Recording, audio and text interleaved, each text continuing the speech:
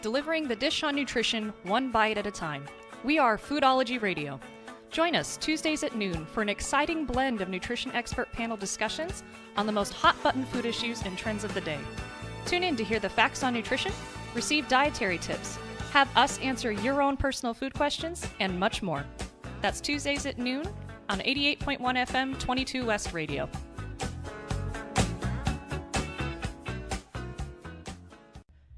Hey guys, thanks for tuning into Foodology this week. This is Brittany, and if you're listening to this, then congratulations, you must be listening on YouTube. So before we get started with the show, I just wanted to inform you that there were some changes made. We removed the music from the commercial breaks, but we do have some awesome CSULB funded commercials, and here comes the actual show. Thanks, guys. Hey guys, welcome to Foodology this week. This is Brittany. I'm Tifa. And today we have an exciting show for you. We are covering blue zones. Woo! Yeah, you might have heard of them. They're basically areas of the planet where a large part of the population lives to be at or over 100 years old. So, we're going to be talking about that mainly today. But before we get into that, we have our nutrition in the news. And we will also be covering Dylan's nutrition in the news as well this week. But mine, you might have heard of this if you've been listening to the radio at all.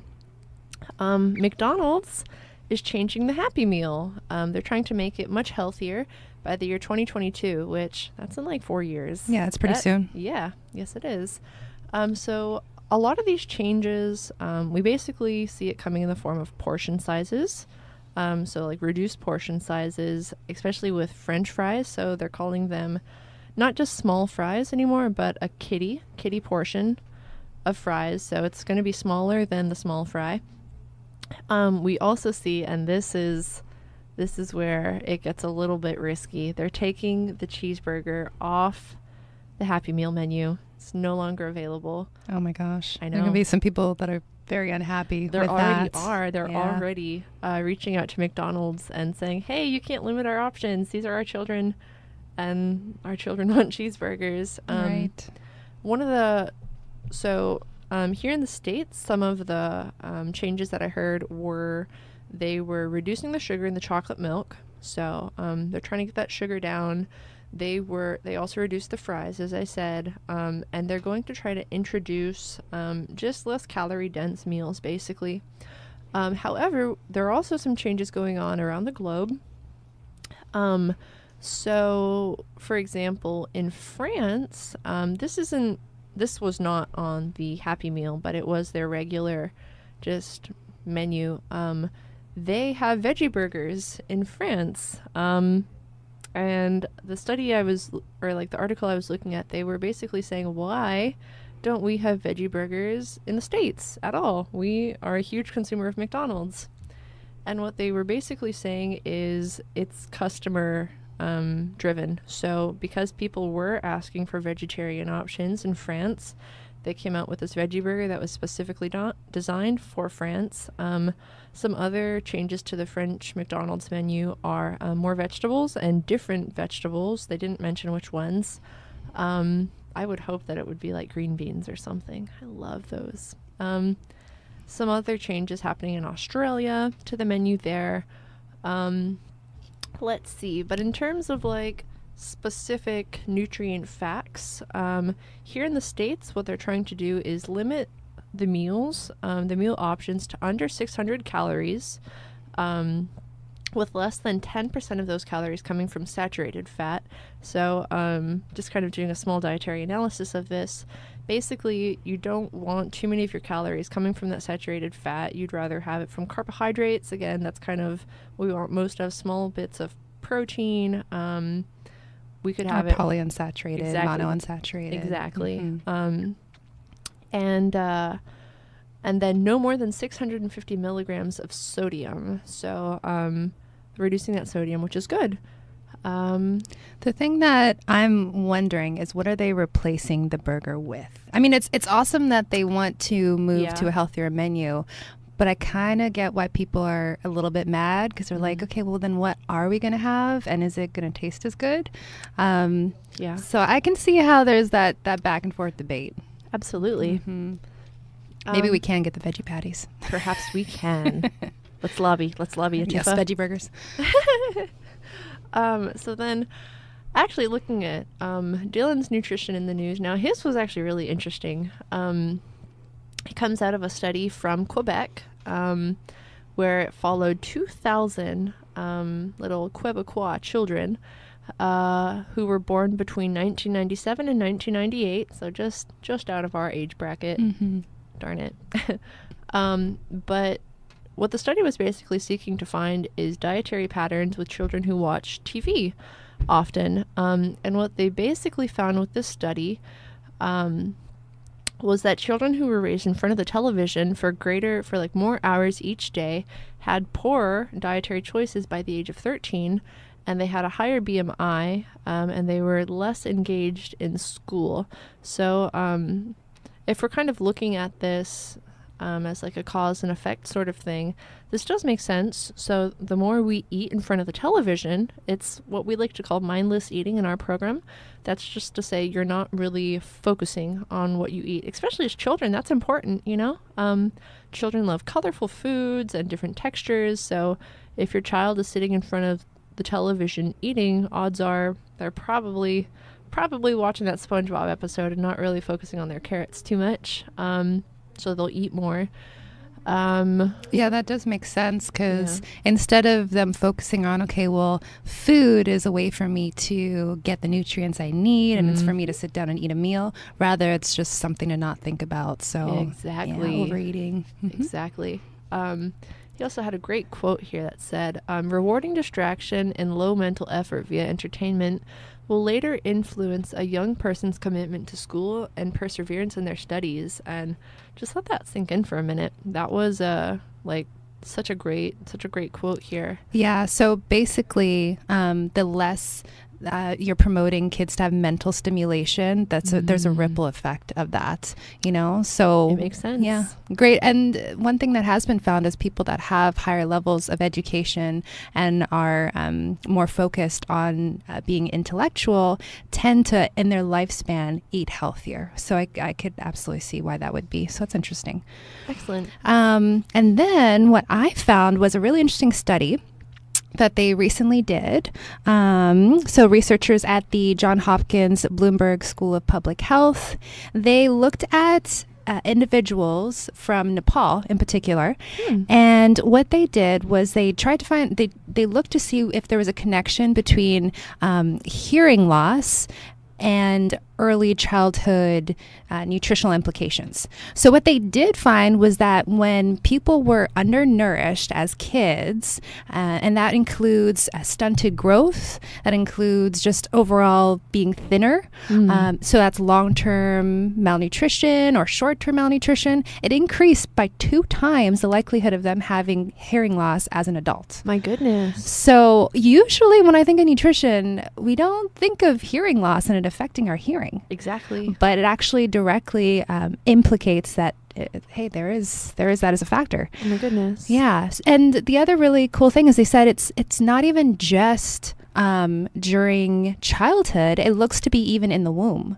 So it might be connected to the development of the inner ear in the womb. So also the mother's diet is a huge factor too. Wow. So just so you guys are aware, it's not, there's so many things that nutrition affects, but that can include our hearing. So wow. Fascinating. That's like so fascinating. With a wide selection of stuffed, pan, and thin pieces. So we're actually going to take our first break now. Once again, you're listening to Foodology. We're doing our Blue Zones show today, and thanks again for listening to 22 West. Enjoy this bluesy music.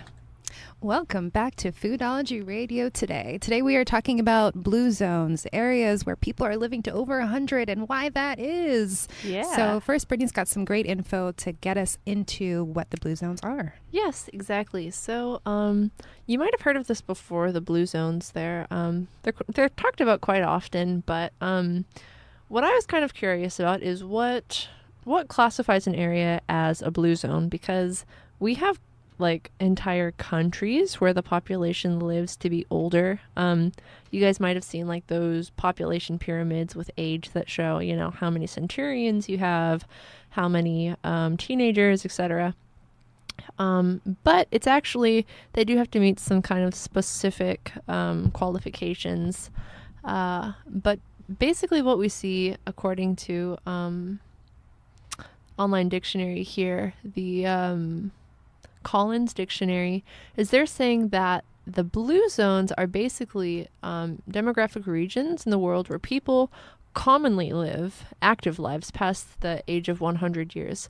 So there's a couple of important details to note there. So first, we see that people commonly live past 100 there. So, we do have a few cases here in the States where people will live past 100 or to be 100 years old. But it's really not common. We kind of scratch our heads at the concept of turning 100 here. And the second part is an active life. So, being bedridden wouldn't count. Yeah, essentially. Exactly. Yeah, you actually want to be healthy and being able to go for walks. Healthy, walk around. I have a funny story that we're going to end the show with. So make sure you stick around till that. But it involves a marathon runner. Ooh. A very mature marathon runner. It's amazing. You're gonna have to wait till the end of the show for that. Yes, okay. You're gonna have to wait it out, guys. So that's basically the definition. But where do we find these? Where do we find these blue zones? They're all over the world, as we've mentioned.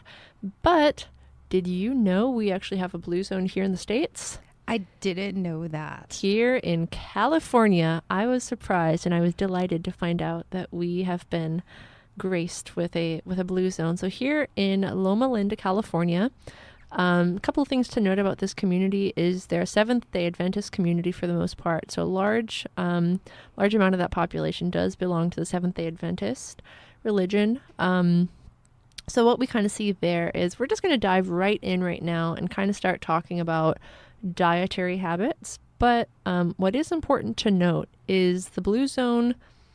The factors that influence a blue zone, they are dietary to a certain extent. They're also largely based on a person's lifestyle and a couple other components that Atifa is actually going to get into a little bit later. But right now, we're talking about diet. So here in Loma Linda, we see that they don't eat any added sugars. So they don't add sugar to anything. What they'll typically consume are dates or really sweet fruits, basically. No alcohol. Very little meat. So the article I was reading was basically saying they might have 3 ounces of meat once a week or so, maybe once every couple weeks. And just to kind of quantify that in your head, 3 ounces is about the size of a deck of cards. They largely eat beans, lots of different beans, fruits, grains, but no dairy, so no milk drinking. They pretty much consume soy milk. We're also going to go to Costa Rica with this one. So we have Nicoya, Costa Rica, which we see rice, beans, squash, and eggs. When I was reading this article, they were saying that rice, beans, and squash are called the 3 sisters of this country. I thought that was kind of cute. Yeah, I've been to Costa Rica before, and their food was amazing. I did significantly feel healthier being there. Oh my gosh. Awesome. I love it. What's also kind of cool here is we don't really see much meat on this menu at all. Eggs were source of protein. I wanted to add that to this list, they also have vegetables, but the primary staples were the rice, beans, squash, and eggs. But rice and beans, they actually form a complete protein. So you've got the bean and the legume there. That'll give you those amino acids. We also see here in Sardinia, Italy. Oh my gosh, this one, it didn't sound like a blue zone, but it sounded wonderful. So they have wine daily, 1 to 2 glasses, moderate amount. Goat cheese. Listen to this. 15 pounds of goat cheese a year. That's over a pound a month. People here don't eat goat cheese, and the No, thought we of 15 don't. pounds that is a lot. It's hefty. What I saw was that they were actually making the goat cheese themselves, in this little. It's such a beautiful city. Oh my gosh, it was so pretty. I was looking at the pictures. They also consume flatbread, barley. Barley's a great little grain. We mentioned that on our Ancient Grains show. Sourdough bread. Again, that's a fermented product. Fennel. I love fennel. Do you know what fennel is? I am familiar with fennel, yeah. It has an interesting flavor. It's got that licorice flavor. Yeah, definitely. I mentioned it with tomatoes and chickpeas. So if I could just describe this meal, fennel with tomatoes and chickpeas with sourdough bread. Oh my gosh, it just sounds with goat cheese. Yeah, that sounds amazing. Note to self, visit Sardinia, Italy. Yes, seriously. Also here in Icaria, Greece, we see potato consumption, goat milk again, a few fish every once in a while, wild greens, honey, daily tea, herbs, and legumes. Again, legumes are your beans, and a couple other vegetables that fall into that category. Again, largely pescatarian. That's again like vegetarian plus a little fish. And then you guys might have heard of this one. This is the one I've heard of the most, is Okinawa, Japan. Tofu. They consume a lot of tofu, garlic, brown rice, bitter melon. So bitter melon's interesting. Green tea and a little bit of fish. What I wanted to say about the bitter melon is it kind of works like a natural insulin enhancer. So bitter melon, because it's kind of the opposite of sweet, right? Sweet is nice, bitter is kind of the opposite. It lowers your blood sugar. Yeah, it's really delicious in the dishes they have in Japan. Oh, really? It's an acquired taste, Okay. but it is really tasty though. You wouldn't think bitter melon would be, but they do it well. Yeah. Oh my gosh, it sounds delicious. The article I was looking at actually mentioned, so I was shocked by this. It seems so unique that so Okinawa is absolutely a blue zone to this day. They actually had the largest amount of centurions anywhere in the world. So I think it was like 7.5 out of 10,000, which doesn't sound like that much, but the common number is 2 out of 10,000. Wow. And they had 7.5. It's like almost 4 times. Yeah, I know. It's pretty impressive. And it's a tiny island. But what I thought was interesting about this particular little population is they said that the diet vastly changed after World War II. They used to eat a lot of yam and seaweed. They had mentioned, so I'm just thinking vitamins galore. Yams have vitamin A and just iron and all of this awesome stuff. And seaweed, it's great for you. It's got tons of antioxidants, but minerals as well. Exactly. And the article was saying that now they actually consume more tofu, more rice, more milk, actually more dairy products. And yet still they're absolutely a blue zone. So, but again, they stick to this diet that I just mentioned. But yeah, Tiff, I think you had some other like tips or factors in these blue zones. Yeah. So overall, what were the common factors? So what are the things that all these blue zones have in common for what they're eating? First of all, it's mainly a plant-based diet, which I'm so excited about. I love, plant-based foods. So it's 95% plant-based and then about 5% animal-based. And with that, the first point is that there's a large retreat overall on these blue zones away from meat.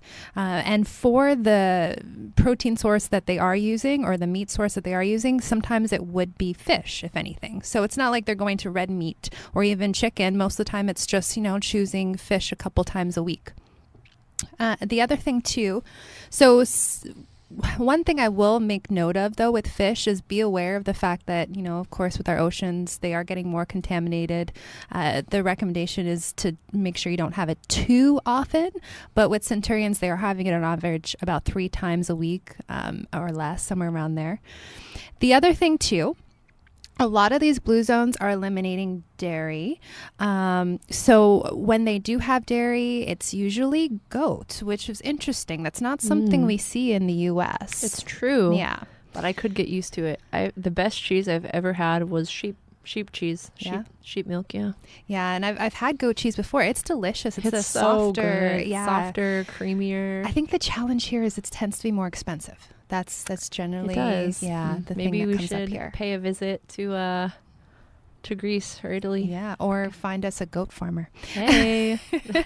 Another thing is beans. So legumes is another way to put this. For the blue zones, they're often eating beans daily. And for those that don't know, it's a great source of protein and a plant-based protein to have as a daily thing to include.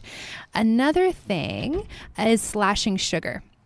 So one thing we're really known for here in the United States is eating a lot of sugar. Oh, yeah. And added sugar at that. So they usually consume only 28 grams of sugar, of added sugar daily, which is significantly lower than what we do right now in the U.S. And also choosing more natural options for sweeteners. So choosing honey instead of having, sugar at home. Another thing would be nuts and seeds. So delicious. Yeah, and it's a great snack. It's an awesome snack. So a lot of people within these blue zones would use nuts as a snack option. So having a handful of nuts, but having it be natural, where there's no additives like sugar. A lot of times we choose sugar-coated nuts and, okay, well, now we're just adding a whole bunch of sugar to our nuts. So they tend to just choose it in its natural state. Now, the other thing is bread. So something that I found really interesting when I was looking at this, I was like, okay, well, why is it that some of these blue zones are consuming all this white bread? Usually we think of, like just whole grain bread, but they are choosing bread that is either fermented or whole grain. So like sourdough, when it's fermented, it's a healthier option or a better option as something that includes probiotics for us, and it's healthier for our intestines as well. So they're choosing sourdough, if anything. So for instance, when we're talking about Greece and Italy, they're choosing sourdough bread. Yum. And then for anything other than sourdough, then 100% whole grain. So all that fiber that's in the bread sources and making sure that their fiber level is higher than the average. And then the other thing is a lot of water. So their choices for beverages, you don't see stuff like Coca-Cola and Pepsi. There's an avoidance of like the 100% juice that we see because that's devoid of fiber and just skyrockets our sugar level. So instead, what they're focusing on in the blue zones is water, unsweetened coffee and tea, and just making that a regular habit throughout their day and throughout their lives. So I found that really interesting. Those are kind of the commonalities of these blue zones. Absolutely. So the next question we kind of raise is this phenomenon, the blue zones, is this an environmentally based change or is it in our genes? What does that look like? So you guys might have heard of this. We have it throughout SoCal. I wanted to talk about this a little bit. I haven't been very active in it, but I was exposed to it. It's called the Blue Zone Project. That's a mouthful. Say 10 times fast. New challenge. Blue Zone Project. Just kidding. So basically, I think this is so cool. It's kind of like we're refreshing our communities with this Blue Zone Project. So basically what it helps us do is it helps us thrive in our communities, in the areas where we live, work, eat, play. So just to comment on that a little bit, when I was first exposed to the Blue Zone Project, I was at a summer concerts in the park event where, they offer free concerts to people in the park. And, a lot of restaurants will show up and open a stand so you could eat. But then I think I was about 16 when I saw it. There was just this huge area of the park that had these like blue shade canopies, and they had like probably 15 people out there just hula hooping. And of course I was like, what is going on? This looks so cool. Check that out. Gotta love it. I love hula hooping. And I went over there and they were just offering like great ways to like have fun. That was a huge emphasis. Have fun, staying fit. I don't really remember too much of a dietary component that they were talking about, but I got on the emailing list and let's see, it was like 8 years ago. Have you got an email? I have, yeah. Okay. I've received quite a few emails from them. But again, this is, they tell you to thrive where you're living, working, eating, playing. And what it's basically experienced, what these communities have experienced with this program, again, they're not a blue zone, but it's a Blue Zone Project, is there have been double-digit drops in smoking, obesity, and BMI. I'm guessing that's like percentages. Millions of dollars of savings in healthcare costs. We love this. So yes, we are studying to be dietitians, but we want to see your healthcare costs go down. We want our community to be so healthy that we're not entirely needed, that we want to see people improving their health, basically. And we also see measurable drops in employee absenteeism. So the healthier you are, the more you can stick to this Blue Zone project. You're going to be more productive at work. And not call off on sick days. Exactly. I love the idea of corporate wellness. I'm so thrilled this is something that we're incorporating in our workforce now, like with Google, some of the other large companies. There's like this concept of corporate wellness with the gyms and the dietitians and just this little community feeling. Also part of the Blue Zone project. How else do we see this changing? It's changing your immediate environment. So like we're just incorporating new ways to stay active. I think Atifa's going to talk about that a little bit later about this concept of staying active as a form of longevity. But that's basically what the Blue Zone project is. You could look it up. It's a great program. It's free. It's free to get emails and connect with them and go to events, and it's really fun. But yeah, so that's the Blue Zone project. Yeah, and so far today we've gotten a chance to really get into, what the Blue Zone is and what the commonalities of their food habits are. When we come back afterwards, we get a chance to talk more about different things you can do as lifestyle changes to be more like these Blue Zone areas. And we also have an interview that we got a chance to do coming up a little bit later. So stay tuned and enjoy our upcoming commercial and music.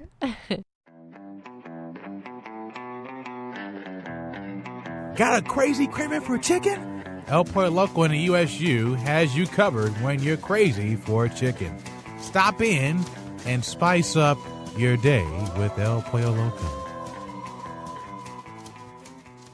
Hey guys, welcome back to Foodology. I hope you enjoyed that commercial break with some of our blues music. Kind of on point for our Blue Zone show today, but once again, we're just we're discussing the Blue Zones today with these populations that have high amounts of centurions. But as we get back into the show, Atifa's going to be talking a little bit about other factors besides diet that influence these Blue Zones. Atifa, looks like you have some great information. Yeah, so there are some other commonalities across these Blue Zones that go beyond nutrition. So it's really looking at overall lifestyle, not just what they're putting in their mouth, but how are they living? So the first thing is that throughout their lives, they're actually moving naturally. So what this means is it's not just, okay, I have a gym membership. Let me go to the gym. Let me push myself to try and make it to the gym this week. But rather their entire environment is around being able to move. So, hey, I got to walk to the supermarket. Hey, I'm going to go with a friend for a run, or let me go swimming in the ocean. So there are things that allow them to naturally integrate exercise into their lives so they're physically active. Another thing is that throughout these Blue Zones, they have purpose. So they have a reason to wake up in the morning. They're excited to. It's just really a mindset. So for instance, in Japan, let's see if I can pronounce this right. They call this ikigai. Yeah. Apologies if I totally mispronounce that. But essentially what it's saying is that is why I wake up in the morning. A similar thing in Costa Rica, plan de vida. So having a sense of purpose in life in general, what they found shows that people are able to live about 7 years longer. That makes sense. Mm-hmm. Yeah, very, very important. So find purpose, people. Find purpose. Okay. Then the next thing is stress. So throughout their lives, they are able to decrease stress, shed stress, and find ways to have practices that keep them away from stress. So whether that's meditation or prayer, whatever it is, or other activities to help them in stress reduction. Mm-hmm. Now, another factor is this thing called harahachi-bu. So it's a principle in Japan where people, when they're eating, they're not eating to be completely full. They are eating to the point where they're about 80% full. And then the remaining amounts, they just kind of stop. So when they're at that 80% full level, they kind of stop when it comes to eating. And what has been shown is that this can be the difference between gaining weight and losing weight, that fluctuation in weight, but rather they're able to maintain a healthy weight. And they generally, in the blue zone, eat their smallest meal in the evening. And then after that, they don't really eat after that. They don't have the binging at night or let me go in. Snack. Exactly. Midnight snack. There we go. Let me have that slice of cake in the fridge at 12 o'clock. Guilty. So, right? So, they are very good at stopping at that point and not going further after their last meal and their smallest meal of the day. Now, we talked before about overall they do reduce their meat consumption. And that is a big part. It's a commonality. So meat is hardly eaten probably 5 times per month. So I kind of want you guys to really hear that. In American culture, that's a big difference. At least 2 meals a day, right? Yeah, exactly. Turkey on your I was thinking sandwich. 5 times a month. It's 5 times a day here. Yeah, I know it. So 5 times a month, that means once a week on average, a little over that. Mm-hmm. So, and then when it comes to what kind of protein source they have, usually, beans is usually a high level of their protein. All right. And then a common thread through blue zones is alcohol. Don't get too excited. I know, yeah. Let me mitigate me saying that. Okay, so what you may have noticed in Europe, especially like Greece and Italy, commonality would be wine. So usually it's like 1 to 2 glasses a day, having a glass of red wine. Now, what this may be, it might be related to that wine is fermented. So that fermentation provides a healthier item. And this fermentation is throughout the blue zone. So for instance, in Japan, we have fermented soybeans that are used. Yeah, exactly. Natto. Yeah. The fermented soy product. Yeah, exactly. There's a lot of different ones. Is tofu fermented? Tofu is fermented early go. on in the process. And what else did it mention? Sourdough breads. So we'd like to give a little disclaimer. So we were talking about the alcohol consumption over the break, and we kind of scratched our heads and said, well, they don't all drink alcohol, but we did find fermented products in all of them. So this is us kind of doing our side note. This is not, the fermentation was not something we found on the article, but we were just commenting on it, basically. Yeah. So finding kind of a commonality across the blue zones is that they tend to have fermented products. But the thing that we did find is that wine seems to be a common thing for these blue zones. But disclaimer, not in excess. 1 to 2 glasses, probably small glasses. Exactly. We're not talking about a pitcher. So yes, in moderation, of course. The other thing, too, is that in these communities, there's a sense of belonging. So that's being within a community, and most often within a faith-based community. So that would include going to faith-based services. They found on average about 4 times per month. So once a week, going to a faith-based service is a common thing in these blue zones. But what's really interesting is how much doing that has been found to extend their life. So that's by 4 to 14 years. Yeah, significant. Yeah. It's awesome. Yeah, exactly, right? So by them going to church or synagogue or whatever faith-based community they're involved in, it extends their life by 4 to 14 years. So that's really huge. The other thing, too, in these communities, loved ones are usually put first. So centurions often put their families first. And there's this kind of culture of having family together. I love that. Yeah. So much. That's so wonderful. And I feel like we don't see that much here. We don't. Yeah. Not so much. And it's basically common for you to have parents and grandparents nearby, for you to help take care of them, fill in the needs of the family. So it's really this community within the family unit as well. Do you know what I kind of have to consider in thinking about that is, like, here in the States, I'm a gerontology minor, so we've been looking at like older adult care a little bit. Is we kind of have a affinity to like move grandma to like the nursing home or something like that, but you have to kind of wonder in the blue zones when people are living to be over 100 and they're active and they're mentally active.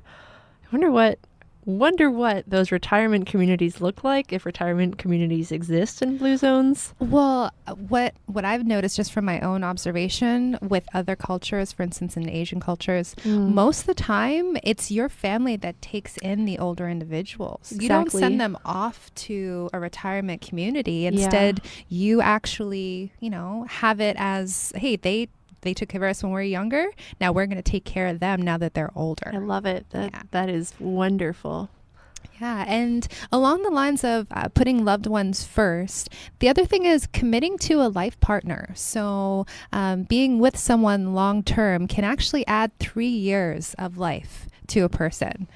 Aww. So I feel like these numbers, sweet. It's so cute. That's so cute. You're like, okay, in Japan, I can see them at 100 holding hands and walking down the beach. It's so cute. Oh my gosh. I love it. What I'm noticing though is if you guys add up these numbers, we're like, okay, now I'm starting to see how we're getting to 100. We add 4 to 14 years for being in a faith-based community, 3 years for being with a life partner. It's just, it adds up. It's great. Yeah, certainly. And then the other thing too, having what we call a right tribe. So being within a social circle, and with that social circle having these traditions of practicing a healthy lifestyle. So I mean, when I relate this to here, it's kind of tough if you're in a community where everyone's eating fast food to really be a proponent of the healthy lifestyle. Yeah, exactly. Yeah. So if instead you can have it where your entire social circle has that practice of a healthy lifestyle, you just live like that. And then for them really having healthy social networks promotes healthy living too. So I thought that was really, really cool. Some notes on how they can live healthier in blue zones. And then one thing to note, yes, just because you adopt the lifestyle of a blue zone doesn't mean you will for sure live to 100. Just as a disclaimer for you guys. But these are some really interesting tips and things we've learned from research on the common things that make a blue zone a blue zone. It's not just nutrition, but it's a whole lifestyle and way of living. Absolutely. So before we end the show, we're going to take a quick commercial break, and then you've been long awaiting this. Maybe you have, maybe you haven't. We had an interview that I had done with my professor who studied in Loma Linda, that little blue zone out here in California. But enjoy this commercial break, and we'll get right back to our Blue Zone show after some of this awesome music. Once again, you're listening to 22S Radio. Thanks. Are you tired of the same old boring pizza places? Are you looking for more variety? Head on down to Rance's Pizza for authentic Chicago-style pizza with a wide selection of stuffed, pan, and thin pizzas, as well as a range of toppings and take and bake options. Stop by one of their locations in Belmont Shore, Costa Mesa, and USC Plaza. Hey guys, welcome back. This is Brittany on Foodology with Atifa in the studio today as well. Hey. Hey, what's up? So once again, we're just discussing the blue zones today. We hope you enjoyed that little bit of blues music there. And before we end the show, we just have this really awesome interview with my professor. I'm sorry, it's not live. It is written out, but basically why I wanted to conduct this interview with her was she went to the university out in Loma Linda. I believe she was working on her master's degree. And the hospital out there is largely influenced by the fact that this is a blue zone, by the fact that it's largely Seventh-day Adventist. And I thought it would be a really unique experience for her to talk about it. Or I thought it would be really cool to hear the unique experience that she had. So I asked her, did you observe that they had a largely plant-based diet? If so, in what ways? And she said that she definitely did. She says here that while at Loma Linda University, I did observe consumption of a mainly plant-based diet.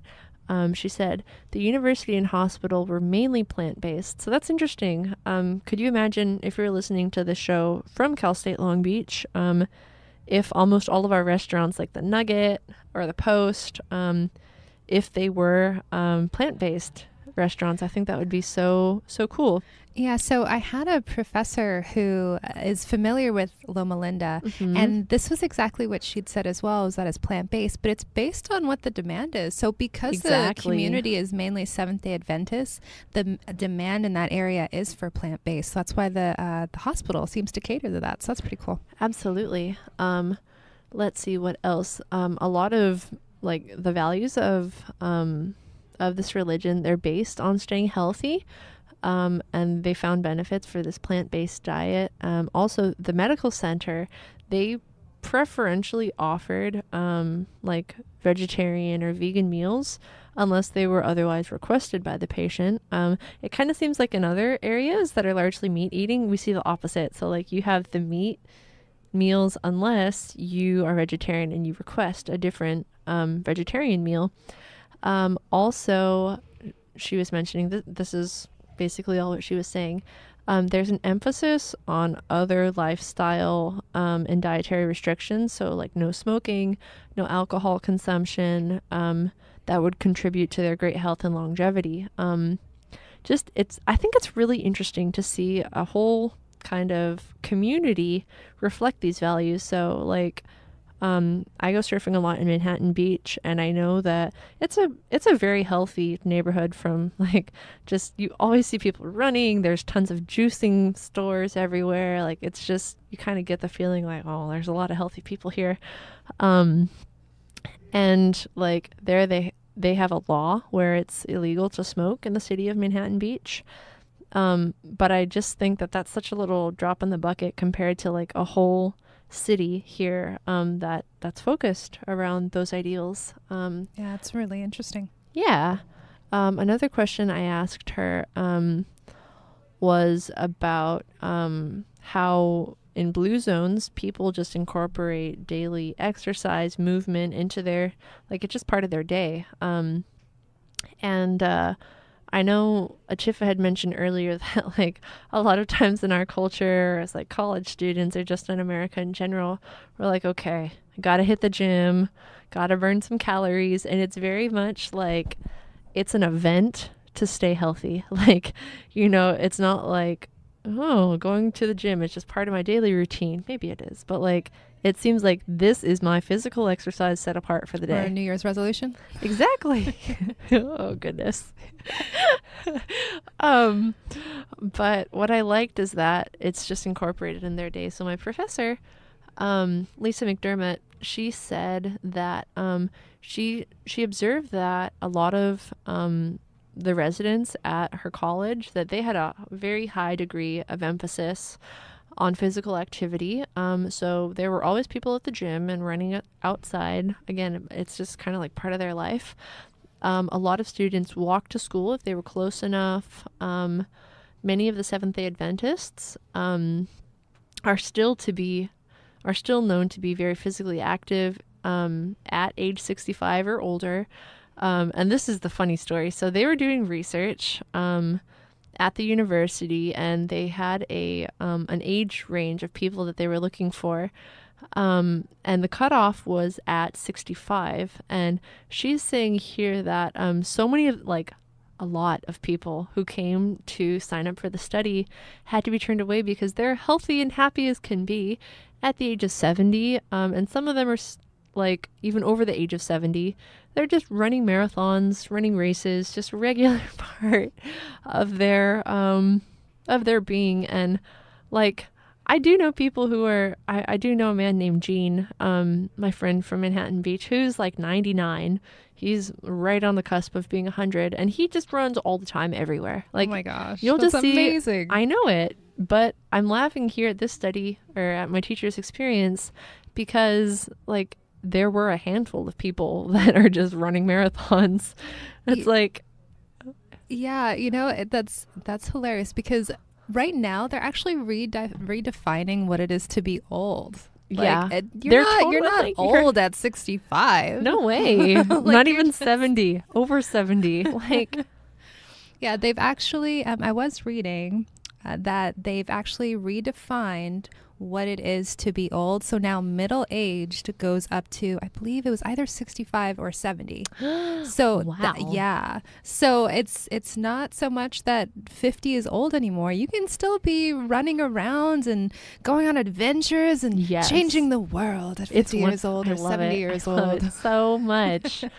I love it. I remember when I forget how long ago it was, maybe like 5 years ago or something, I'd seen an article on Okinawa, and the cover title was just this, like, she looked pretty advanced in age, this woman. I don't want to say, like, she was pretty old, but she was just climbing a tree, like, just in her shirt and shorts, just climbing this fruit tree to pick a piece of fruit. And it's like, it's significant. It's not like a little shrub. She's like up in a tree, just picking fruit. That's I was like, oh my gosh. I'm 27 and I can't climb a tree. Yeah, I know. Me too. The other question I asked her is if she noticed many people belonging to faith-based community. And she said yes, that Loma Linda, again, they're largely Seventh-day Adventist, and that their faith believes in eating healthy, having a plant-based diet, and being physically active, along with being healthy mentally, spiritually, and emotionally. She said that the city is not as active on Saturday because it's the Sabbath day, kind of like Sunday for Christianity. She said that a lot of time is spent with the family and at church on this day. And she says, I observed a belief that being healthy meant that the whole person was healthy inside and out.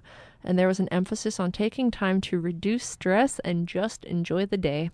That's exactly what we were reading earlier. Yeah, exactly. That common thread of reduce stress, have faith, and really spend time with those you love. Absolutely.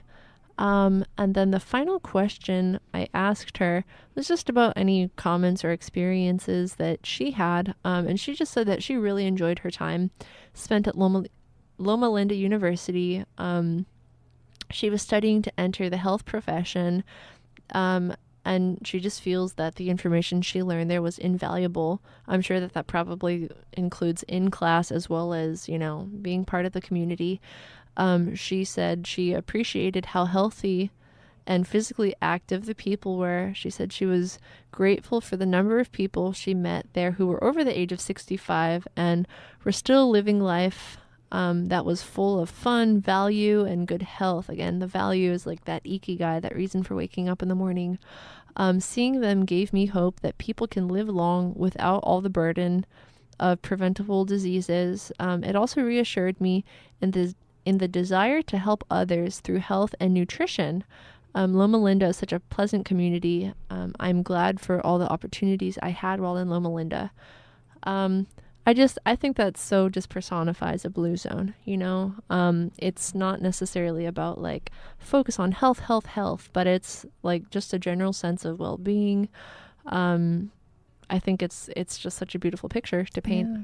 Getting a chance to love life and live life to the fullest. And that just gives us all hope for, being 80 and being young. I know, right? Could you imagine being 80 and being like, yeah, go 20, 25 more years. Just gonna go run a marathon and go play with my grandkids and live another 25 years. My great grandkids. Really? All right, guys. Well, I hope you enjoyed this Blue Zone show. We hope you learned a little something from it. But until next week, we have some. I think we're gonna do our show on student resources next week. But stay tuned. Thanks for listening. Be happy and healthy, and we'll see you on Foodology next week. See you then. Bye.